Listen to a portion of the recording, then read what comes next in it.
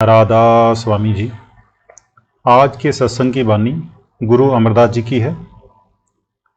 वेद पढ़ह पढ़ बाद बखाने, गट मैं ब्रह्म तिस शब्द ना पहचाने। अगर आदमी चारों वेद भी पढ़ ले, लेकिन अगर रूह नाम के साथ नहीं जुड़ती तो कुछ भी नहीं बनता। अगर पढ़ने से मुक्ति मिलती तो रावण को मिलनी चाहिए थी, जो चारों वेदों का पढ़ा हुआ ही नहीं बल्कि भाष्यकर्ता यानी टीकाकार पंडित भी था। वही ब्राह्मण जिसका हम हर साल पुतला बनाकर जलाते हैं, सो पढ़ने से कुछ नहीं बनता।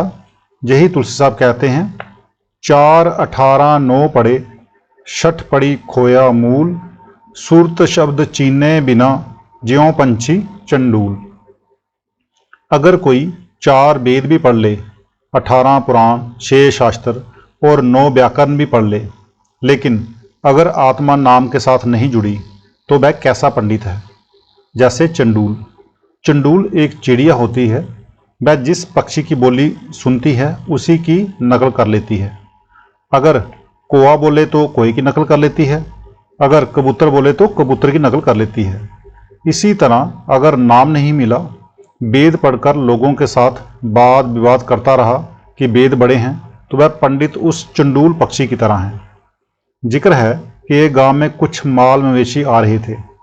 एक राहगीर ने किसी से पूछा कि ये किसका माल है। वह कहता है, मेरे गांव का माल है।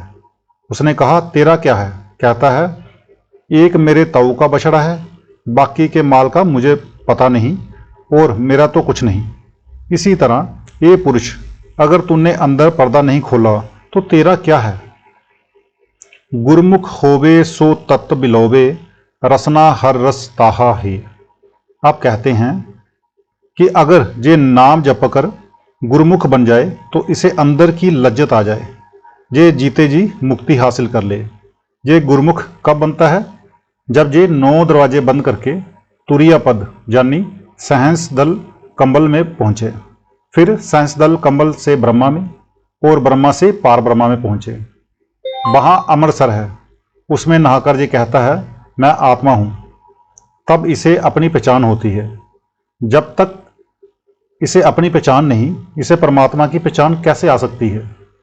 इसलिए कहते हैं कि जब ये गुरमुख बनकर ऊपर चढ़ जाए तो इसका आना जाना सफल हो जाए। गर्भत छोड़ै बाहर दावै, मनमुख अंधे साध ना पावै। बहुत से लोग गृहस्थी छोड़कर साधु हो जाते हैं।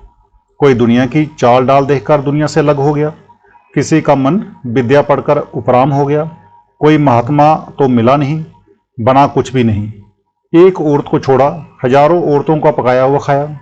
एक घर छोड़ा, हजारों घरों में फिरा। मैं साधुओं की निंदा नहीं करता। जो साधु भजन करता है और किसी के घर का खाता है, वह अपना भी कुछ बना लेता है और उन खिलाने वालों का भी कुछ बन जाता है। मगर इसमें घाटा तो ये है कि लोग ख्वाहिश रखा देते हैं। मैंने जहाँ तक देखा है कि औरतें अपने बेटे बेटियों के सिर पर बार कर देती हैं। वे कहती हैं कि हमारी बला साधु ले जाएं। के दानी कहते हैं कि इसका फल आगे जाकर लेंगे, सो लेना देना वैसे का वैसा रहा। तुलसी साहिब जी कहते हैं कि जो किसी का खाकर भजन नहीं करता, वह जहाँ तो ऊंट बनेगा या कुत्ता या सुअर। इसलिए गृहस्थ में रहकर भजन करो। चाहे गृहस्थ में रुकावटें हैं, भजन सिमरन थोड़ा होता है, मगर घर में अपनों के पास ही रहता है, बाहर तो नहीं जाता। मुझे त्याग का बड़ा चाव था, घर छोड़ने का बहुत विचार था। बाद में समझ आई कि मैं बड़ी गलती करने लगा था। आप कहते हैं कि घर बार छोड़ा, बबूत लगाई, पर क्या बना? कुछ नहीं। अगर मन कोई ख्वाहिश करे तो वह गृहस्थ में पूरी हो जाती है, मगर जो साधु हो चुका है, बाजार गया, मिठाई की दुकान लगाई हुई है, मन कहता है मिठाई खानी है, तो किससे कहेगा? आप साधु को कौन खिलाए? वह कोई बहाना करेगा कि मुझे जूती चाहिए, कोई कपड़ा चाहिए या कोई किताब चाहिए। फिर जब कोई चीज़ मिल गई तो उसे बेचकर मिठाई खाएगा। इसलिए गुरु अमरदास जी कहते हैं कि गृहस्थ में रहना चाहिए और हक की कमाई करनी चाहिए। गृहस्थ साधु की सेवा करते हैं। जिस वक्त मेरे पास सेवा देने वाली स्त्रियां और पुरुष आते हैं तो उनसे ऐसी प्रेमी भी होते हैं जो बड़ी मुश्किल से रुपया कमा कर लाते हैं। उनकी कठिन कमाई को देखकर मेरी रूह कांप उठती है। अगर साधु उस रुपये को खाकर बर्बाद करे और भजन ना करे तो किधर जाएंगे। अन्न रस राती रसना, फीकी बोले हर रस, मूल न ताहा है। कहते हैं वह नाम जहाँ इसमें आजम इसके अंदर है, मगर जे ढूंढता बाहर है। ये बाहर जितनी बातें करता है फीकी हैं। अगर सारा दिन मिठाई मिठाई करे तो ना पेट भरता है ना स्वाद आता है। अगर बनाकर खा लें तो पेट भी भर जाएगा और स्वाद भी आ जाएगा। जो आबे हयात है, हरी रस है, वह आपके अंदर है, बाहर नहीं। मनमुख देही बर्म बतारो, दुर्मत मरे नित होए खुआरो। कहते हैं जिन्हें मनुष्य जन्म पाकर गुरु नहीं मिला, नाम नहीं मिला, उनका दीन ईमान क्या है। मन के कहे खाया पिया, मन के कहे झूठ फरेब अन्य बुरे काम किए। ऐसे मनमुख मन के कहे लगकर खोटी खोटी जोनियों में जाते हैं, खोटे खोटे जन्म पाते हैं। उनको और कोई काम नहीं, पैदा हुए और मर गए, मर गए और पैदा हुए। 84 लाख जोनियाँ बड़ा लंबा चक्कर है। अगर एक एक जोनी एक एक साल की भी गिनी जाए तो 84 लाख साल चाहिए। जिन जोनियों में उम्र हजारों और लाखों सालों की है तो 84 लाख जोनियाँ भोगने के लिए अरबों खरबों साल चाहिए। ये देखकर रूह कांप उठती है। अगर जो मनमुख हैं वे बराबर 84 के चक्कर में आते हैं और जाते हैं। काम क्रोध मन दूजे लाइया, सुपने सुख ना ताहा है। जिन्हें नाम नहीं मिला, अंदर पर्दा नहीं खोला, मन इंद्रियों के अधीन रहे, वे जलते आए और जलते ही चले जाए। ऐसे लोगों को जागते हुए तो क्या, सपने में भी सुख नहीं। हमारी आत्मा मन के अधीन है, मन इंद्रियों के अधीन है और इंद्रियां भोगों के अधीन हैं। जो ज़्यादा भोग भोगते हैं उनके बारे में गुरु नानक साहब कहते हैं, बहु साधो दुख प्राप्त होवे, भोगो रोग सो अंत बिगोवे। हरखो सोग ना मिटी कबू, बिन बाने बरमाईदा। कि बहुत स्वादों से दुख होता है और जन्म मरण नहीं मिटता। कंचन देही शब्द बतारो, अनदिन भोग भोगे हर शिव प्यारो। अब गुरु साहब कहते हैं कि जिसका अंदर पर्दा खुल गया और आत्मा आसमानी मंजिलों पर जाकर मालिक से जुड़ गई, उसकी तो महिमा ही क्या। वह देह सोने से मिलकर सोना हो गई, वह खुद भी मुक्त हो गई और जितने जार दोस्त उसके पास आए वे भी मुक्त हो गए। जिस तरह जो मक्खी शहद के प्याले के किनारे पर जा बैठी, वह शहद भी खा गई और उड़ भी गई। इसके विपरीत जो शहद के प्याले के बीच में बैठ गई, उसके पंख लिबड़ गए, उसने शहद भी ना खाया और मर भी गई। इसी तरह जो मनमुख हैं, जिनका दीन ईमान दुनिया है, वे दुनिया में भी दुखी रहे और अपना भी कुछ ना बनाया, वे मनुष्य जन्म बर्बाद करके चले गए। इसके विपरीत जो गुरुमुख है, उन्होंने दुनिया में भी इज्जत पा ली और अपना काम भी कर लिया। उनका जन्म मरण खत्म हो गया, वे मालिक के घर पहुंच गए। महला अंदर गैर महल पाए, बाना बुझ समाहा है। कहते हैं कि इसके अंदर करोड़ों महल हैं, बेशुमार दरिया व पहाड़ हैं, बेशुमार चांद और सूरज हैं, खुद खुदा है, आलमे सगीर, आलमे कबीर यानी कि पिंड और ब्राह्मण का नमूना है। मौलाना रूप साहिब के पास कुछ असली से बेखबर मौलवी आए और वाद विवाद करने लगे। आपने कहा, चूं शबी महरम कुशाइम बाल तू लब, ताब बीनी आफ ताबे नीम शब। अगर आप आधी रात को सूरज देखते हो तो मेरे साथ बात करो। उन्होंने हैरान होकर पूछा, आधी रात तो सूरज कौन देखता है? आपने फरमाया, वह सूरज है जो सबके अंदर मगर सिर्फ पाक रूहें उसको देखती हैं। उसके अंदर चढ़ने पर दिन और रात में फर्क नहीं रहता। यही गुरु नानक साहब ने आधी रात के वक्त अपने पुत्रों से कहा, सूरज चढ़ा हुआ है, पर उनकी समझ में ना आया। फिर गुरु साहब ने अंगद साहब से कहा, वे अंदर जाते थे, उन्होंने फौरन कहा, जी हाँ चढ़ा हुआ है। गुरु साहब ने उन्हें चादरें दी कि जा धोकर ले आ, और वे धोकर ले आए। फिर मौलवियों ने मौलाना रूप से पूछा कि अंदर सूरज ही चढ़ता है या कुछ और भी है? आपने फरमाया, अंदर बेशुमार दरिया, पहाड़, जंगल हैं जिन्हें हमारा ख्याल समझ नहीं सकता। बल्कि उनका ख्याल करने से ही रूह कांप उठती है। उन्होंने फिर सवाल किया कि ये सामान किस तरह मिल सकता है। आप कहते हैं, अंदर हर एक आसमान पर सीढ़ी लगी हुई है, सीढ़ी दर सीढ़ी चढ़ते जाओ। जितने फकीर अंदर गए सभी एक ही तरीका बयान करते हैं, इसको चाहिए कि रब की रजा में रहे तब रब मिलेगा, लेकिन जब तक रब की दया ना हो ये उसकी रजा में राजी नहीं रह सकता। आपे देवे देवन हारा, तिस आगे नहीं किसे का चारा। कहते हैं, जिसकी रजा है, जिसका बाना है, हम उसे क्या कह सकते हैं, कुछ नहीं। यही शेख सादी कहते हैं, जब उसकी रजा, उसकी कजा का तीर टल नहीं सकता तो फिर सिवाय मालिक की रजा की डाल के कोई चारा नहीं। आपे बक्से शब्द मिलाए, तिसदा शब्द अथाहा है। फिर उसी मजमून को दोहराते हुए कहते हैं कि जब वह मालिक किसी इंसान को, किसी कौम को, किसी मजहब को बख्शना चाहता है तो वह अपने किसी प्यारे को उस कौम में भेजकर उन्हें हिदायत देता है। जितने कामिल फ़कीर हुए हैं उन सबकी हिदायत एक ही है। इसके विपरीत आजकल जितने फ़कीर हैं सबके मजहब, सबकी कौमें अलग अलग हैं। हालांकि मौत के वक्त सब एक हो जाते हैं। खैर, जो कामिल फ़कीर हैं उनकी ये तालीम है कि किसी कामिल मुर्शिद से राह लेकर अपनी आत्मा को अंदर उस कलमे के साथ जोड़ दो।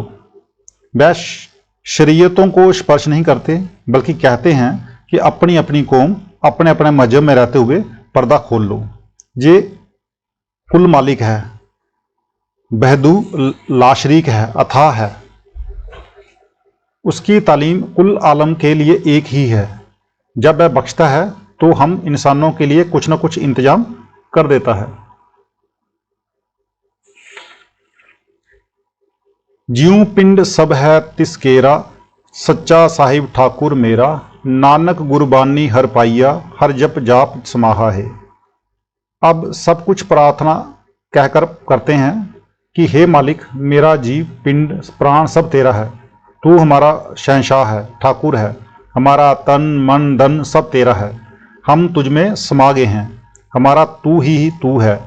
फिर तू मिलता कैसे है? गुरु और गुरबानी के जरिए, और कोई जरिया है नहीं। जो सच्ची दौलत है सारी दुनिया के लिए एक ही होती है। यही हजरत मोहम्मद साहिब हजरत अली को समझाते हैं कि तू मुर्शिद की शरण ले।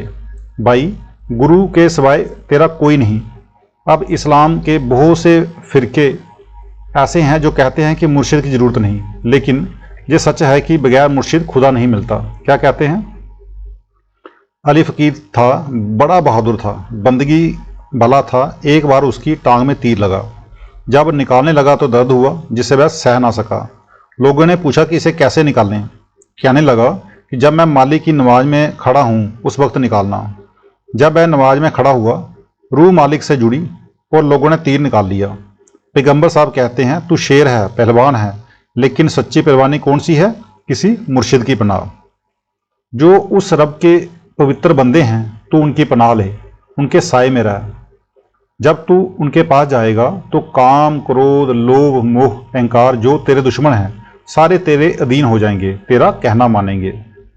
कहते हैं कि जब तूने गुरु धारण कर लिया, उसका पल्ला पकड़ लिया, तो फिर कोई एतराज़ ना कर, चाहे वह जायज़ कहे चाहे नाजायज़। उसके हुक्म को पूरा कर और कोई एतराज़ ना कर, जिस तरह की हजरत मूसा ने हजरत खिंज के सामने किया था। जिक्र है कि एक बार हजरत मूसा को अहंकार हो गया कि मेरे जैसा कोई पैगंबर नहीं। उन्होंने परमेश्वर से कहा कि अगर कोई मुझसे बड़ा है तो मुझे बता। हुक्म हुआ कि नहीं, मेरे बंदे बहुत बड़े बड़े हैं, तो उनके बराबर नहीं। मूसा ने कहा कि फिर भी बताओ तो सही। खुदा ने कहा कि फलाने दरिया पर जा, वहाँ तुझे एक फ़कीर मिलेगा, वह जो कहेगा उसे मानना। जब मूसा उसके पास गया तो उसने कहा, मूसा तू मेरे तालीम के काबिल नहीं। मूसा ने कहा, हजरत जो आप कहोगे मैं इनकार नहीं करूँगा। हजरत खिंज ने कहा, बहुत अच्छा, जो मैं करूँ उस पर एतराज़ ना करना। ये कहकर दरिया के किनारे किनारे चल पड़े।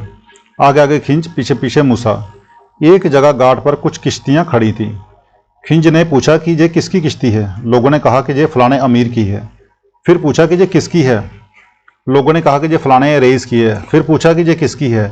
जवाब मिला कि ये फलाने यतीम गरीब बच्चों की है। हजरत खिज ने लात मारकर उस किश्ती के 2 तख्ते तोड़ दिए। मूसा ने कहा, आप किसी अमीर की किश्ती तोड़ते, ये गरीब बच्चे थे, आपने बहुत बुरा किया।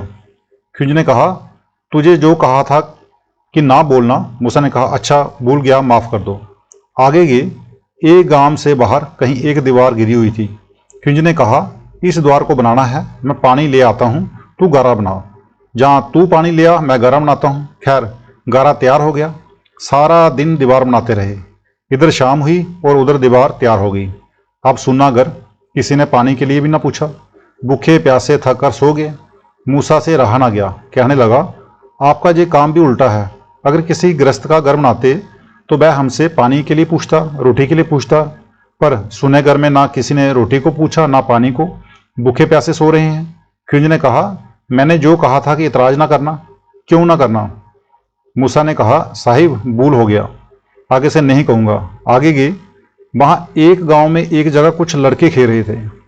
खिंज ने पूछा कि ये किसका लड़का है। लोगों ने कहा कि ये फलाने साहूकार का है। फिर पूछा कि ये किसका है। लोगों ने जवाब दिया कि ये फलाने गरीब का है। फिर पूछा कि ये किसका है। लोगों ने कहा कि ये फलाने सेठ का है। फिर पूछा कि ये लड़का किसका है। लोगों ने कहा कि ये एक फकीर का इकलौता लड़का है। खिंज ने उस लड़के को कत्ल कर दिया। मूसा ने कहा, आपके सब काम ही उल्टे हैं। जिसके 3-4 बच्चे हों, आप उसका बच्चा मार देते हैं। इसका एक ही था, आपने उसे भी ही मार डाला। खिंज ने कहा, तू मेरी तालीम के काबिल नहीं। मूसा ने कहा, हजरत मैं जाता तो हूँ, मगर मुझे ये तो बताओ कि आपने ये क्यों किया। खिंज ने कहा, सुन ले, किश्ती क्यों तोड़ी थी। एक बादशाह आ रहा है, उसके साथ उसकी फौज है, वह सब किश्तियाँ उस पार ले जाएगा, सिर्फ ये टूटी हुई किश्ती छोड़ देगा। उस किश्ती का मालिक किश्ती की मरम्मत करके उसे फिर बना लेगा और उसे पहले से ज़्यादा नफ़ा हो जाएगा। अगर एक ही किश्ती हो तो कितना फ़ायदा हो सकता है। जो दीवार बनाई है उसके बीच में खजाना है, जिसके मालिक यतीम बच्चे हैं। जब वो ये जवान होंगे उन्हें मिलेगा। मुझे रब ने हुक्म दिया था कि इस दीवार को बना दे, कहीं ऐसा ना हो कि उनके जवान बच्चे होने तक ये बिल्कुल गिर जाए, खजाना जाहिर हो जाए और लोग निकाल कर ले जाएं। सो ये मैंने उसके हुक्म से बनाई है। और जो लड़का मारा है ये भी रब्बी हुक्म से मारा है। उसका पिता बड़ा इबादत वाला है। ये लड़का बड़ा होकर चोर व ठग बनता और बाप को दुखी करता। मैंने उसे मार दिया। अब उस लड़के का बाप आराम से भजन करेगा और मालिक जल्दी ही उसे और नेक लड़का देगा।